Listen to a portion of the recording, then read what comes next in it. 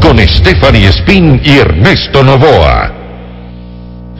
Y a esta hora en Notimundo nos acompaña la doctora Alexandra Delgado, y es directora nacional de prevención del CONCEP. Y es que hemos creído interesante y conveniente, además, para toda nuestra audiencia, analizar el tema de las drogas que se está tratando ya en el Código Integral Penal en la Asamblea Nacional, y en cuyo proyecto en varios artículos se refieren, por ejemplo, a lo que será considerado ahora como una dosis máxima de consumo personal, como es el artículo 205 de ese proyecto de ley. Y lo que dice es que no será punible la tenencia o la posesión de cualquier droga cuando su destino sea para el exclusivo consumo personal y cuando no se exceda, en cantidad me refiero, a las dosis de, por ejemplo, en marihuana o hachís hasta 10 gramos, la pasta base de cocaína 2 gramos, el clorhidrato de cocaína 1 gramo, la heroína 0.1 gramos, anfetamina 0.04 gramos.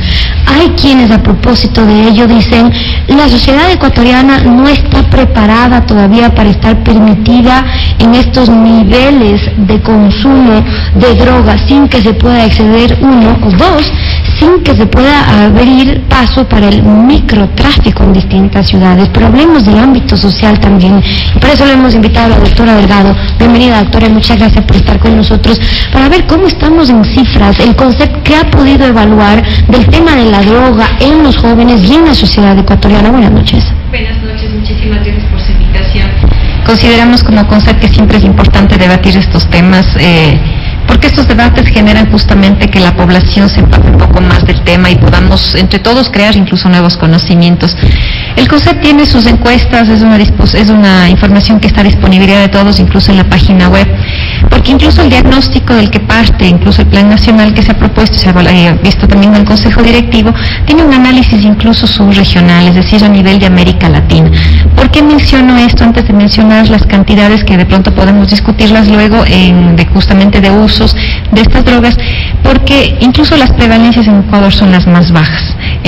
Habla específicamente en drogas ilícitas, no hablo en este caso de alcohol ni cigarrillos, por ejemplo, pero en el tema de drogas ilícitas las prevalencias son más bajas y definitivamente las edades de inicio también no son tan tempranas como en otros países. Aclarando ese detalle, que somos incluso el país con prevalencias más bajas, tenemos en prevalencia, que no es una camisa de fuerza, simplemente es una media poblacional. Esto indica que siempre va a haber sectores que estén por debajo de esa media y por encima de esa media. Tenemos drogas de inicio como por ejemplo el alcohol, que son las drogas de más temprana edad, inhalantes, y cigarrillos, que son nuestras realidades, y obviamente luego seguidos por drogas como marihuana, como la cocaína también. En una de esas encuestas y estudios que ustedes han hecho, cuando hablan sobre los porcentajes de los estudiantes que declaran haber usado drogas durante el último año, por ejemplo, el gran porcentaje de ellos, casi un 60%, hablaba del alcohol.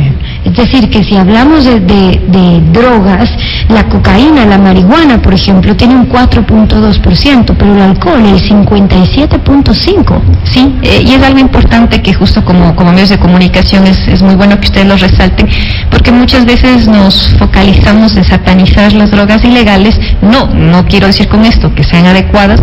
A lo que voy es que nuestra prioridad como país, e incluso nuestra realidad, implica que el problema que tenemos es con el alcohol. Definitivamente no solamente el tema de prevalencia, sino el tema de accidentes de tránsito, de retrasos laborales, de fallas en la productividad, de accidentes también laborales, violencia doméstica, violencia social, están más relacionadas al alcohol que a cualquier otro tipo de drogas. Y eso es bueno que la población lo vaya hablando, ¿no? Siempre hablamos de alcohol y otras drogas como si el alcohol, justamente tratando de ponerle el tema de que el alcohol definitivamente es una droga, no es alcohol y drogas, porque el alcohol mismo es una droga. Es una droga más. Ahora, evidentemente sí preocupa cuando, no porque no sean tan altos los porcentajes, sí, ahí sí, del consumo de otras drogas como son la marihuana y la cocaína, cómo se tiene que regular eso en cuanto a la diferenciación de lo que es ya, o podría ser según este proyecto, permitido por tenencia y que sí puede ser sancionado. Para dejar en términos claros, por ejemplo, cuando se habla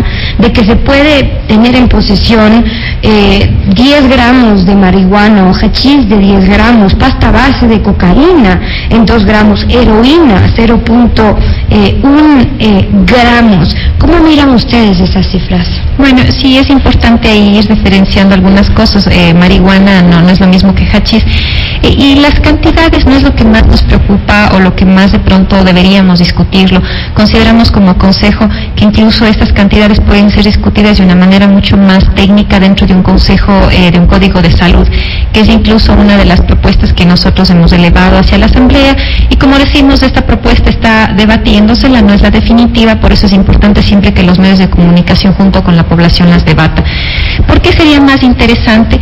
Porque consideramos como concepto que si definitivamente ya en 1990 ya no estaba criminalizado el uso y el consumo, lo que se está haciendo o lo que se está tratando de hacer en la Asamblea es regular eso, porque siempre estuvo ya no criminalizado. Sin embargo, en el hecho hay 54.000 personas en las cárceles con usos de droga. Esa es una realidad que la vivimos, ¿verdad? Y eso es lo que nos hace pensar en que definitivamente sí tiene que haber un abordaje de la temática un poco más humano. Definitivamente las cárceles no son un lugar para una persona que tiene un problema relacionado con las drogas. Definitivamente para eso tienen que haber otro tipo de alternativas.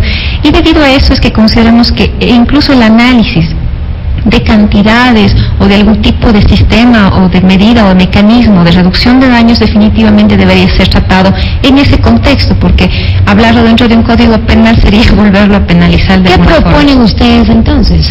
La idea óptima para Consejo de Drogas, obviamente, y que vamos incluso a presentar ese tema, sería justamente hablarlo dentro de un código de salud, hablar de un sistema de reducción de daños, porque definitivamente le apostamos toda la prevención, pero también es bueno saber que sí, hay un porcentaje de la población que va a necesitar un abordaje terapéutico, y hay mucha de esa población también que, aunque sean cifras pequeñas, pero son sufrimientos reales y son familias que están padeciendo, van a necesitar también sistemas de contención y reducción de daños.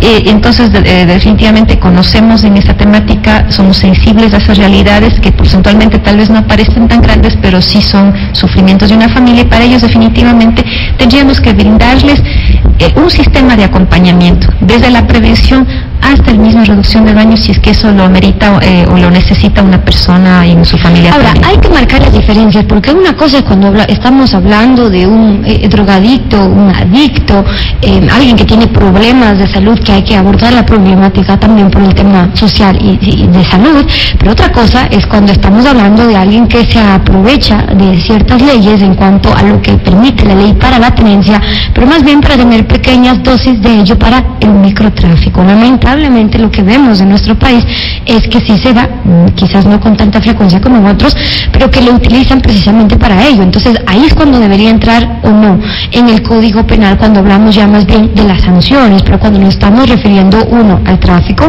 2, cuando ya no es solamente para consumo, y 3, cuando ya son a gran escala, que es lo más preocupante. Claro que sí, para eso incluso ya estuvo desde hace mucho tiempo en la ley contemplado que el tema del microtráfico tiene que ser probado y que incluso lo tendría que analizar un fiscal con todo su aparataje, y ese es un tema que ya le corresponde justamente al ente que tiene que asumir esta parte, y que pensamos que está haciendo esfuerzos bastante importantes, y obviamente cada vez habrán nuevos retos que obviamente las redes del microtráfico y también del narcotráfico en general nos pone como estados. Sin embargo, no por esto podemos sacrificar a 54.000 personas que se encuentran usadoras en las cárceles y criminalizar un uso, cuando esto definitivamente tiene que ser abordado de una temática. La diferencia es que la actual ley no marca tan bien esas distinciones entre quien ha consumido droga o lo encontraron con droga porque consumía ciertas cantidades o tenía cantidades menores, del grande narcotraficante que lo utiliza precisamente con esos fines. Y yo he contado varias veces en estos espacios también mi experiencia, cuando por temas informativos estuve recorriendo algunas cárceles del país, todas de hecho en la capital, y con lo que me encontré fue con mujeres, por ejemplo, que estaban detenidas porque se les encontró con drogas, pero eran prostitutas, que utilizaban la droga precisamente para eso, para poder trabajar, y así centenares de casos de gente que está cumpliendo casi que la misma pena por esos casos que los grandes narcotraficantes. Entonces, ¿ustedes sí ven importante ahora que se marque esa diferencia en cuanto a cantidades también? Incluso hubo una propuesta de hablar de cantidades mínimas, unas medianas, es decir, que hay una proporcionalidad de la pena, como lo llaman, por ejemplo, los juristas, y nos parece obviamente incluso algo lógico que haya una proporcionalidad. Siempre apoyamos el tema de que definitivamente tiene que irse regulando en torno incluso también a lo que se comete, ¿no? Y si no es un delito, si no es ya un cuadro clínico el que tiene que ser abordado, definitivamente tiene que ser abordado desde la instancia más apropiada, que no sería en este caso una cárcel, sino más bien redes de servicios que pueden existir en el país. En esa línea incluso se había propuesto justamente una proporcionalidad, una escala de algunos rangos que vayan de tal a tal cantidad para que esto pueda ser visto y que incluso estas cantidades ya exactas de cada un tipo de droga se puede analizar con más tranquilidad dentro de un código de salud que tal vez sería el más indicado para poder incluso acompañar a los individuos y a sus familias en todo un sistema de reducción de daño. Ahora, desde el Consejo, porque lo importante en el ámbito social, en cambio, es hablar también de la prevención, es decir, qué tantos esfuerzos está haciendo el Estado ecuatoriano, nuestro país, para prevenir que cada vez más jóvenes se vean involucrados en el tema de drogas, porque una cosa es que no salga tanto en las cifras, otro es que en la práctica los jóvenes estén consumiendo cada vez más drogas en lo que en la cotidianidad está ocurriendo. Y en temas de prevención, ¿cómo se está trabajando? Es buena esa pregunta, porque definitivamente como Estado, por todos los debates, por las necesidades de una comunidad, hemos visto apropiado de alguna forma comenzar a coordinar mucho más cercanamente el tema. Tanto así que, por ejemplo, con el Ministerio Coordinador de Desarrollo Social, también con el MIES, con el IES, venimos tejiendo estrategias conjuntas. Voy a mencionar algunas pocas. Ya como CONCEB iniciamos desde el año anterior la Red Nacional de Prevención Integral, que es un trabajo específicamente de prevención con la comunidad. Estamos ya en 51 cantones, en donde estos cantones levantan su diagnóstico situacional, obviamente con apoyo de nuestro consejo, de nuestro observatorio y sus universidades locales también. Esto se socializa, ellos son capacitados de alguna forma en estrategias de prevención para el ámbito comunitario, ellos diseñan sus propios proyectos, evalúan cuál es la situación actual de cada cantón en cuanto a conocimientos, actitudes y prácticas de prevención, obviamente, implementan este proyecto y lo vuelven a evaluar cada 6 meses para ver cómo va incrementando el tema de conocimientos, actitudes y prácticas, por ejemplo, y la meta es que obviamente después de unos años podamos incluso medir el impacto, comparando los diagnósticos situacionales iniciales con los que podemos hacerlo nuevamente luego de algún tiempo. Esto apunta no solamente a que tengamos proyectos locales, porque definitivamente no se parece Quito a la realidad que pueda tener Zaruma o la que pueda tener Altena. Cada cantón tiene su particularidad, tiene gente incluso que piensa distinto, que tiene costumbres distintas, sino que también apunta a levantar políticas locales, ordenanzas locales que nos guíen a hacer programas de prevención ya no interrumpidos, sino continuos. Tal vez uno de los errores que hemos tenido que aprender, no como Estado ecuatoriano, sino como mundo, es que el tema de la prevención no es un tema de acciones, sino es un tema de programas y de procesos continuos ininterrumpidos. Y por eso en esos procesos, ya en la práctica, por ejemplo, ¿en qué proyectos concretos se ha trabajado? Porque revisaba, por ejemplo, planes que tienen para colegios, para dar soporte a los colegios que pueden incluso denunciar, contar que tienen alumnos que están inmiscuidos en tema de drogas, a los familiares, porque muchas familias dicen, yo no sé qué tengo que hacer en el momento en que me doy cuenta que mi hijo está consumiendo drogas, y luego no sé qué tengo que hacer cuando me doy cuenta que no es algo esporádico, sino que ya es una constante, que mi hijo con sus amigos se reúnen ya para consumir drogas constantemente. Sí, bueno, la red nacional la forman todos, la forma parte también educadores, personas de salud, el jefe político, el líder barrial, el joven de líderes de colegios, es decir, la red está conformada por al menos 14 sectores de la comunidad que la representan, y obviamente los proyectos se sostienen en todos sus ámbitos. Tanto es así que incluso la red nacional está siendo pedida como propuesta por Perú, por Bolivia, por Uruguay y también por Chile. ¿Y cuáles son los ejemplos concretos de proyectos, por ejemplo? Tenemos 51 proyectos. Por ejemplo, voy a citar uno en el del TENA. Los jóvenes del TENA, porque principalmente ellos fueron los que asumieron con acompañamiento de todo su proyecto, levantan proyectos de alternativas del ocio en su comunidad, y obviamente a través de teatro, de música, del baile, hacen también prevención. Y es una estrategia muy bonita, de ahí salió algo muy concreto, como por ejemplo una canción que todos los jóvenes lo utilizan para convocarse, que es una canción, por ejemplo, típica de ellos, en la página web está colgada, porque es una canción que definitivamente resalta lo que como Ecuador pensamos, que es en el buen vivir, que es en provocar esas uniones, esas redes entre seres humanos que nos parecen magníficas.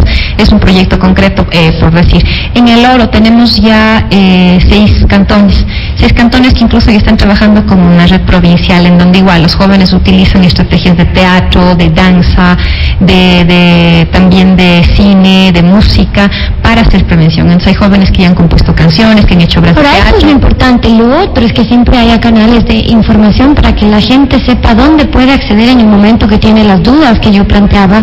Por ejemplo, o cadenas de información precisamente sobre los temas en los que se está trabajando y los riesgos del consumo de droga. Yo muchas veces insisto en que somos bombardeados por cadenas del gobierno en el ámbito político, meramente político, para desprestigiar a los opositores o quienes piensan distinto al gobierno, pero pocas veces vemos esas cadenas más bien que están enfocadas precisamente a estos temas. ¿Cómo se debería trabajar más esta cadena de información? Bueno, no solamente cómo, sino cómo se lo ha venido incluso haciendo. Muchos medios de comunicación a nivel local forman parte de los puntos de acción de red y desinteresadamente ellos informan en su comunidad qué es lo que se hace y las alternativas que tienen. Por ejemplo, muchos de los compromisos de los alcaldes ha sido levantar también ambulatorios, servicios ambulatorios en su comunidad, que son incluso capacitados, por ejemplo, por nuestro centro de tratamiento en el litoral, que es un modelo que lo estamos probando. Justamente es un modelo mucho más abierto, mucho más humano, y es el que quisiéramos poder incluso implementarlo a nivel país.